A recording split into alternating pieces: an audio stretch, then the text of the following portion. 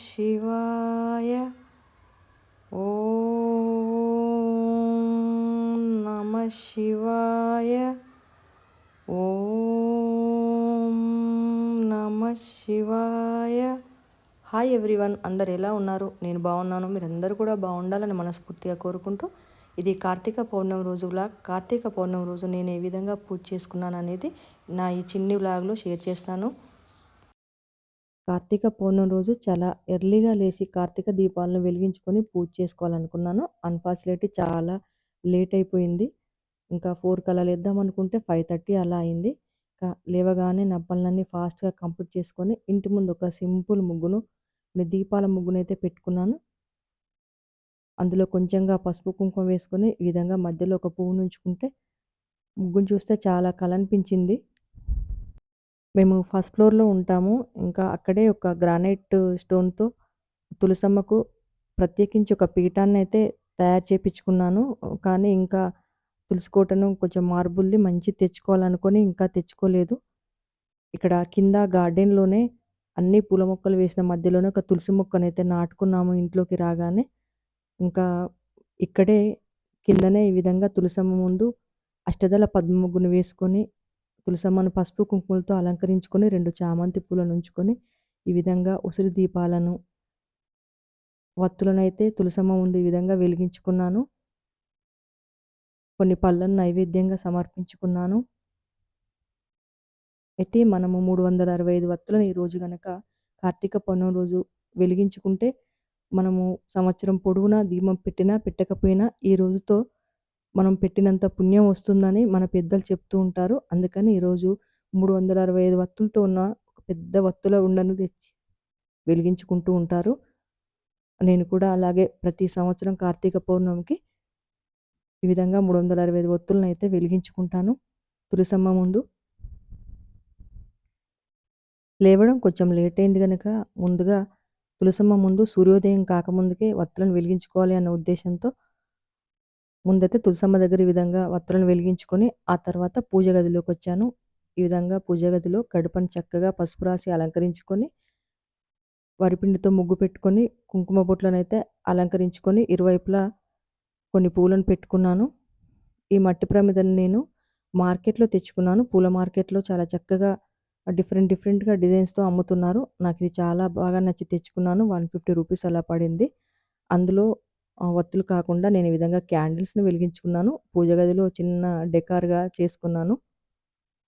ఏవైనా ముఖ్యమైన పండుగలు ఉన్నాయి అంటే ముందు రోజు ఈవినింగే నేను పూజ గదినంతా నీట్‌గా క్లీన్ చేసుకుంటాను. అది నా అలవాటు.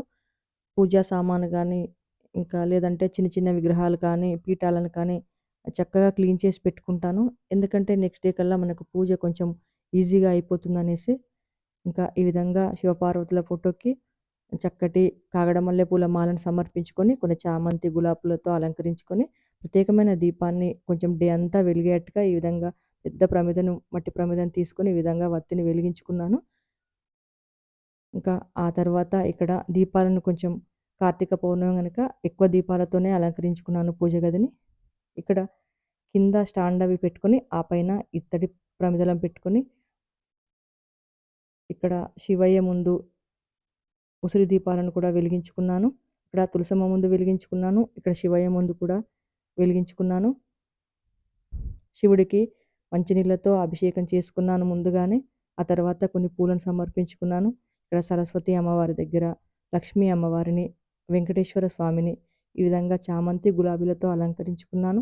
మనము కార్తీక పౌర్ణమి అంటే శివయ్యకు ప్రత్యేకం. కానీ కార్తీక మాసంలో శివయ్యని, నారాయణుని సమానంగా పూజించుకుంటేనే మనకు పూజా ఫలితం అనేది దక్కుతుంది. హరిహరులను మనం సమానంగా పూజించాలి. హరిహరులకు చాలా ప్రీతికరమైన మాసం ఈ కార్తీక మాసం.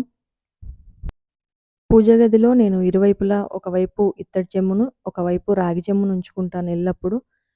ఇత్తడి చెంబు బాగానే ఉండిందండి. ఎందుకో ఏమో మనం వాటరేసుకొని విధంగా ఫ్లవర్స్ వేసుకున్న తర్వాత వాటర్ అలాగా వెళ్ళిపోతున్నాయి. ఏంటా అని చూస్తే అడుగున ఎక్కడో హోల్ పడినట్టుంది. అది సరిగ్గా కనిపించట్లేదు. చిన్న హోల్ అన్నమాట.